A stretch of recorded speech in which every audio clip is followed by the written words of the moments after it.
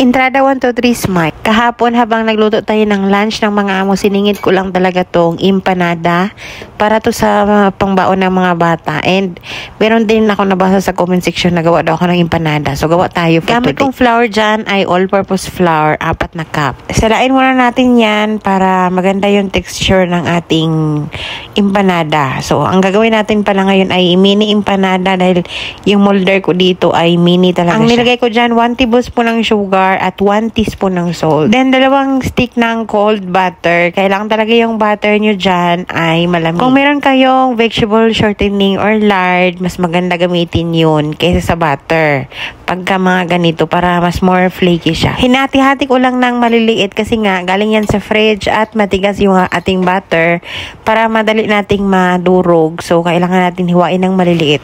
And nahirapan akong gumamit ng tinidor kaya nagkamay tayo pero naghugas po ako ng kamay. Kailangan lang natin yan, durugin yung butter kagaya ng pagdurog niya sa'yo. And gumamit tayo ng 1 cup ice cold water. Ibig sabihin malamig na malamig. Ang cold butter and cold water, isa yan sa dahilan kung bakit mag-flaky yung ating empanada dough. Tapos yung water dyan, unti-unti nating ilalagay. Pwede din hindi na ubusin kung kaya na mag-bind together yung ating dough dyan or ma-form na talaga siyang dough. Pwede nyo nang wag nang ubusin yung tubig. Tansya-tansya lang. Depende sa gamit nyong flour. Minsan kasi matakaw din yung flour na gamit nyo. Matakaw sa tubig. Kaya unti-untian natin. Ang kailangan lang natin dyan ay ma-form talaga or ma-ano na siya. Ma-form siya na dough. Hindi na siya kailangan masahin. Huwag nyo talagang masahin yan ng mabuti or diinan para mas maganda. Hindi siya uurong. Hindi siya makunat. Yung ganyang mga dough, kagaya lang yan sa apple pie dough na ginawa natin. Kailangan mag-ano lang yan siya, kumbaga mabuo lang ba yung dough natin. Okay na yan. Huwag nyo nang diinan, huwag nyo nang masahin. And ibabalot natin yan ng cling film or cling wrap ng mabuti. Saka natin yan ilagay sa fridge ng at least 1 hour or 2 hours. Dito naman tayo sa filling. Naghiwa lang ako ng maliliit na hiwa ng hotdog. Kung meron kayong sweet ham, yun yung gagamitin nyo. Mas masarap yun. Pero dito sa amin, hotdog lang yung meron ako. Tapos, meron akong tira-tirang cream cheese spread. Nilagay ko na and konting mayonnaise. Kung wala naman kayong cream cheese spread, okay lang naman yun. Sadyang nilagay ko lang para maubos na.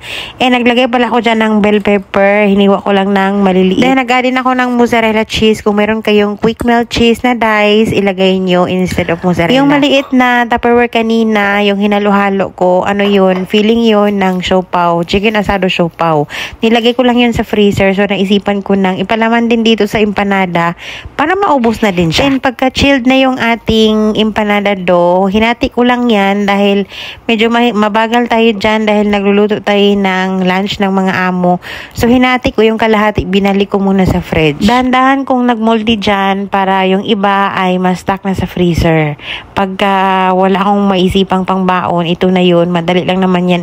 It's either ilagay sa air fryer or i-fry. Pwede nyo itong i-flatten ng palapad lahat, tapos gumamit kayo ng cookie cutter. Pero sa akin, hiniwa-hiwa ko lang ng maliliit, tapos ganyan lang, individual. Yung paglagay naman ng filling, huwag masyadong damihan para hindi magbubukahan. And para sure talaga, ma-seal talaga dahil pag prito niyan, yung iba magbubukahan yan. So, naglagay ako ng egg wash sa gilid para ma-seal talaga siya. And yung aking egg pala dyan, white lang pala yun dahil yun yung available. Dahil yung nakaraan, kahapon ba yun, na gumawa tayo ng sauce ng ating steak. Yolk lang yung gamit. So, sayang naman yung egg wash. Egg wash, egg white, ganon. Then, ito naman yung chicken asado na palaman. So, alam niyo na kung paano yung chicken asado dahil marami tayong upload ng siopaw. So, ito yun. Meron pa kasing natira, nilagay ko lang yan sa freezer para hindi masayang. So, ginamitan natin. Naglagay ako ng cheddar cheese na slice.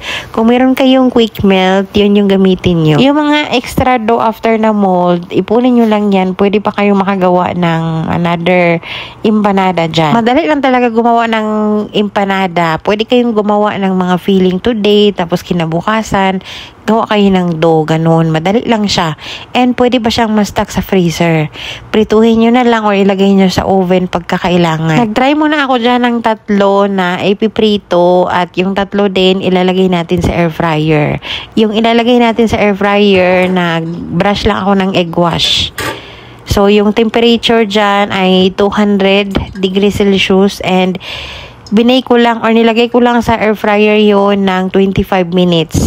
So, pareho lang yan sa oven, yung air fryer. And ito naman, ito yung dinip fry natin. So, ito na yan. Taste test na tayo. Yung pagkalutong niya, pareho lang naman sa air fryer. So, kung health conscious kayo, maganda din air fryer or i-oven nyo yung inyong empanada. Depende yan talaga sa dough, yung pagkagawa nyo ng empanada dough. Gandahan nyo para hindi siya lalambot. Ganon. Basta masarap yung ating dough na nagawa. I-follow nyo lang yung ating mga procedure at yung ingredients.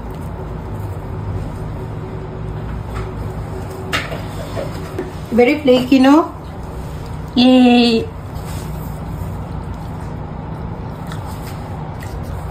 Order naman tayo sa ano? Sa air fryer. Diba?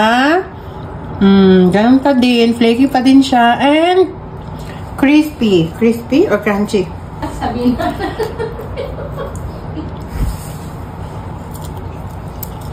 Okay, pangkain na.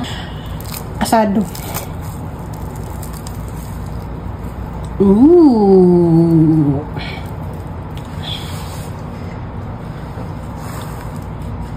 Huwag mo na nalagyan ng Ketchup.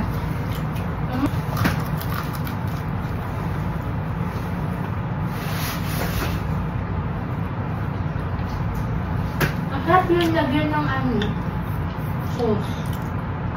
Alin? Yung empanada na may cheese. Sauce. Chopaw sauce. Na manamis-namis sa limala. Harap yun.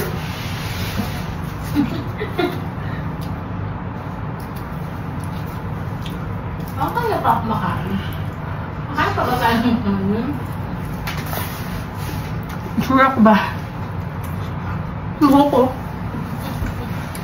Naglalagay niya naman ako lang ng ambila. Naglalagay pa buko.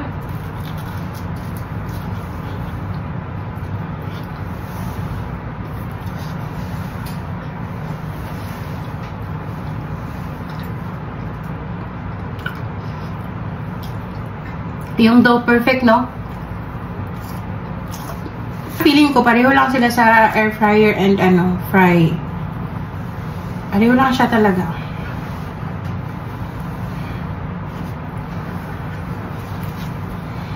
Hotdog and mayonnaise. Pwede kayo maglagay ng quick melt dito.